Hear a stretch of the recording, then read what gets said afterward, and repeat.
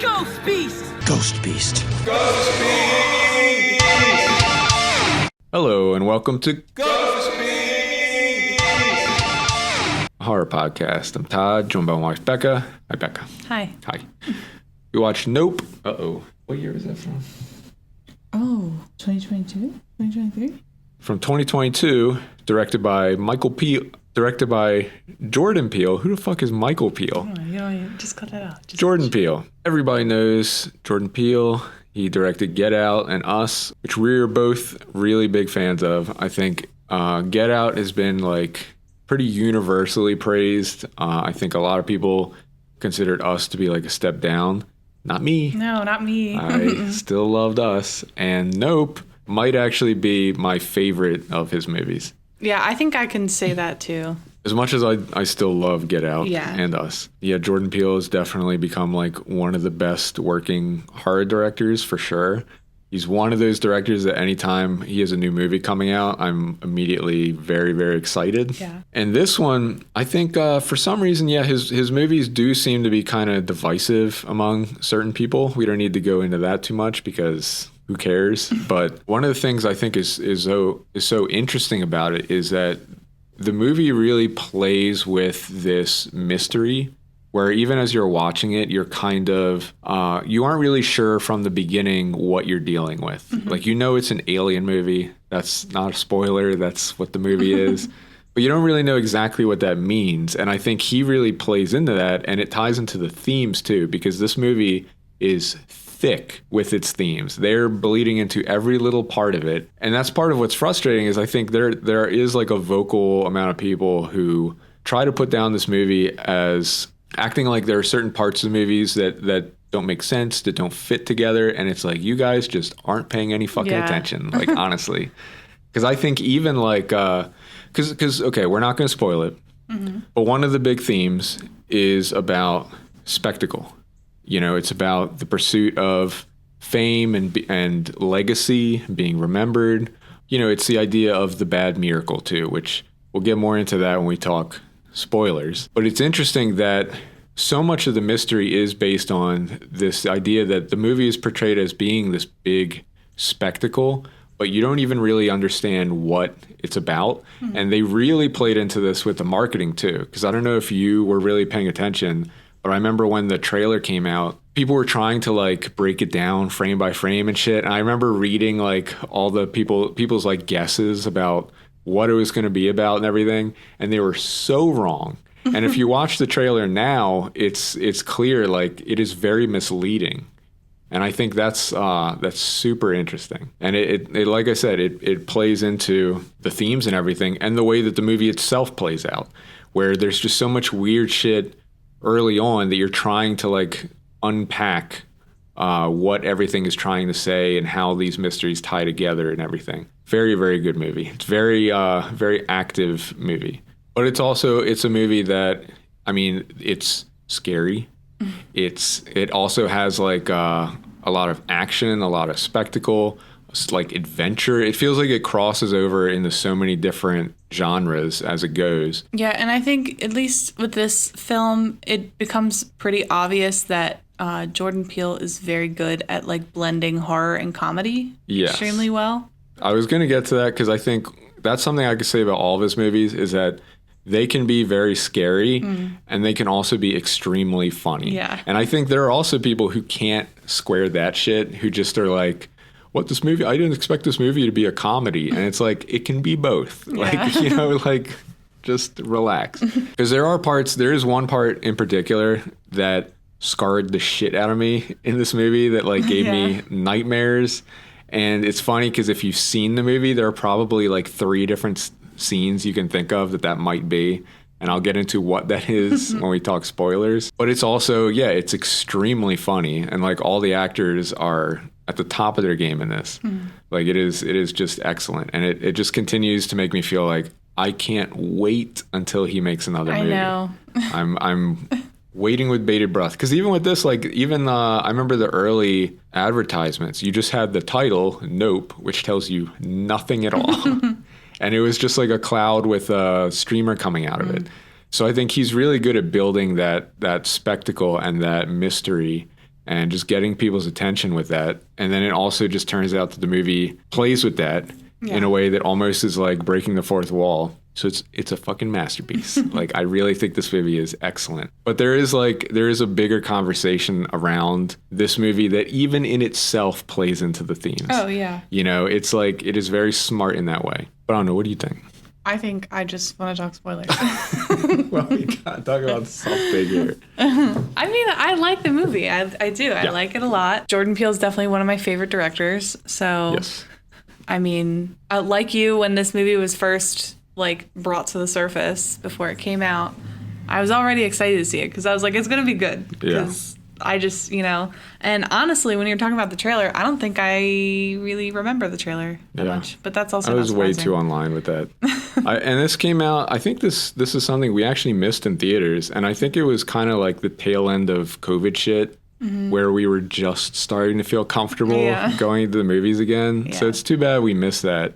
Because I think this would have been great to watch in theaters. Oh, yeah. Just because of the scope of everything. And it is tough to talk about because, everyone knows it's a movie about aliens, but I think if you don't know specifically what it's about, you don't quite know the take that they use in this. Because it's watching it for the first time, going in blind, knowing nothing, I did not realize where it was going. And that's part of why it was so scary, because it is like a big kind of reveal. So I would recommend, even now, it's 2 years later, try to go in as blind as you can and just be along for the ride, Yeah, I will say, I do think this movie, it is unfortunate that drive-ins are dead and dying, because this one's a really cool one to see in a drive-in, I bet. I definitely could see that. You can be outside watching this? Yeah. Fuck that. But yeah, I think that's all I got. Love this movie. Why don't we just get into spoilers? Oh yeah, Oz Perkins is in it too, which that's funny because I don't think we really knew who he was at the time, and watching it now and seeing which character he was like, oh, it just felt really out of left field, but okay. So I think Jordan Peele is absolutely extremely good at doing this, at coming up with these very clear themes and just weaving them into every bit of the movie. And I think with Us, that movie is thick with themes, but maybe toward the end especially, it doesn't execute on them perfectly. It's something that works more conceptually. I think that's the only complaint that I could have about that movie. We're not here to talk about Us, but I think it's worth bringing up because that seems to very much be his filmmaking style. And this movie, the themes are dripping from everything. Even there were certain parts I thought of as that felt kind of out of place, and then it's well, no, wait a minute, because it's the part with the guy on the motorcycle who's working for TMZ. That felt like such a weird disposable scene, but it makes sense that when you're talking about pursuing spectacle and fame and everything, that they would show up and not give a fuck, and he basically just throws his life away because he's just pursuing it so hard. But it's that combined with it kind of tackles the abuse of animals in this system of entertainment. And that's one of the parts that I think people have complained about, the whole scene with the chimp as being kind of over here, out of place. I think that's honestly the weakest argument you can bring to criticizing this film, because it's literally such an integral part of the story. So it's if you couldn't put A and B together, that's on you. Yeah. And by the way, that is also one of the most terrifying parts in the movie, by far. But for me, I guess to get it out of the way, the part that scarred me was the abduction scene, because that that's where the big reveal happens. Because throughout the movie, I think they reveal very early on that there is there's a UFO that's hiding in the clouds. And I think it's actually interesting the way it's not kept a mystery for a super long time. Pretty quickly, it's there's clearly something in the sky flying around, and it's a very scary concept. And I like that they just kind of pull the rug out and show that super early. But it builds up this idea that it's a fucking old school UFO flying around. And there's so many little other details that add to the mystery, like the opening scene where the stuff is raining from the sky, and parts where you can just randomly hear screaming way off in the distance and stuff. It's those little elements, and even the way that it seems to cut the electricity whenever it's nearby. But I really appreciated that it takes it in this different direction, which again, I'm going to sound like a broken record talking about the themes, but the way that their reaction to it isn't just like, oh, terror and like we need to get the fuck out of here. It's like, no, we need to cash that shit on video. Like we could be rich, we could be famous. Yeah. And it's the pursuit of that in the face of something so dangerous. It really works. And I love God, who's that actor who works at the like Best Buy analog? I don't know. I can't. I'm not gonna look it up. But that guy, he's great in this. I think I read that he was supposed to be like this very minor character, but they expanded his role. And he works super well with the rest of them. Yeah, it was kind of funny how they all came together. Yeah. I like that. But that already, it introduces this like adventure element of them like trying to figure out how do we catch this on video, and it becomes very like tense. But there are so many random little scenes that were already setting the stage as like, yeah, this movie, it's fun, it's adventurous, it's interesting, but it can also scare the shit out of you when it wants to. Because the chimp scene, but even the scene when the kids dress up as the aliens in the barn. As that was going on, I was like, what the fuck, man? It's like some fire in the sky, scary ass alien shit. That was crazy. But the abduction scene, it's like, it's the way that everyone's getting sucked up from the crowd into this thing. And it looks very much like the typical UFO, like, you know, tractor beam pulling everyone up.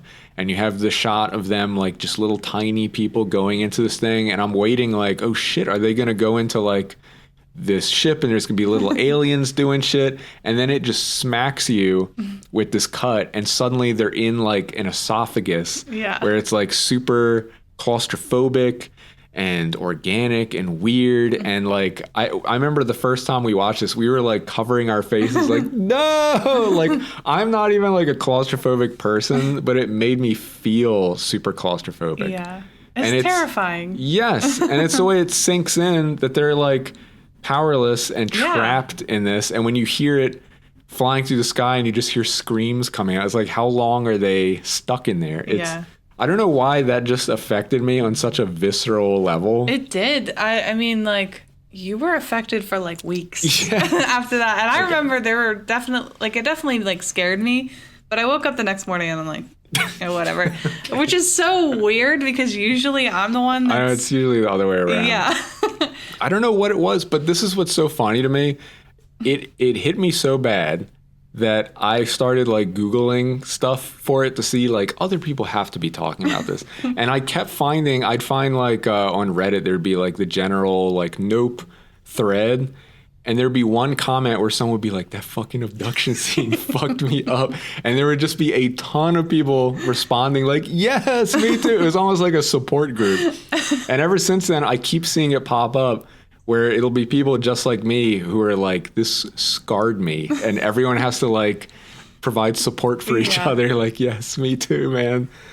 It's weird. It's weird that tapped into something. Yeah, I do. I think it's worth mentioning that like at some point, like we like sat down and like had a serious conversation about this because you were like clearly affected. I don't know why. I had no idea what was going on, why you were so upset, and you like actually like talked to me about it, and it's okay if you don't want to. It's okay. It's just weird. Maybe it's like this primal fear of being like swallowed by something way bigger than you or something. But I did feel a lot better knowing like, okay, at least it's not just me. You know, like this affected a lot of people like that. So if you're out there listening, you're not alone. Okay. It is very scary. I totally understand why you'd be so scared about it. I think I was just shocked that you were so affected by it because you don't really get scared by a lot of things. Yeah, that fucked me up for a while. But like that was interesting too because that's the other like adjacent theme is, like I said, it's the abuse of animals in the film industry, and then realizing like that is front and center. Like this is a creature. Which also is just a cool concept that like maybe all these reports of UFOs, no, it's like it is a apex predator that lives in our atmosphere. Yeah, that's wild. Yeah, and just the fact that like all the same rules applied where they are really being exploitive to this thing, trying to capture it on video and doing it in a way that's just like very, very dangerous, that puts a lot of lives on the line, including their own, but they're doing it anyway, even though they respect it because they want to get that perfect shot and get famous off it, you know, have it shown on Oprah. It's all very interesting, and it plays into a lot of the bad miracle element of it too. You know, the fact that like I think there are also people who are confused by the shot during the chimp attack where the shoe is like standing up weird. Yeah. And I think that's supposed to be like the bad miracle, that it's like something so random and miraculous for that shoe to be sitting like that. Mm-hmm. But I guess that's what saved his character, was he was like focused on that, so he wasn't looking at the chimp. Yeah, I think that's also like a common like grounding technique too. Like when you're experiencing a flashback or trauma, like you're supposed to focus on something in front of you. And obviously this was like very odd thing, but yeah. But yeah, it winds up being kind of scary that this thing, it is a miraculous creature that like, imagine if something like that did just exist and we had no idea, but it's also so fucking dangerous. Mm-hmm. And I think there are so many horrific moments also when it crushes all the people over their house and the blood runs down and everything. Oh my God, is just that so is such horrific. A cool shot. Though. Yes. But it's the way that it leads up to the end where it kind of flips into more of a like Steven Spielberg style like action adventure as they're trying to like tame this thing and control it so they can get the shot of it.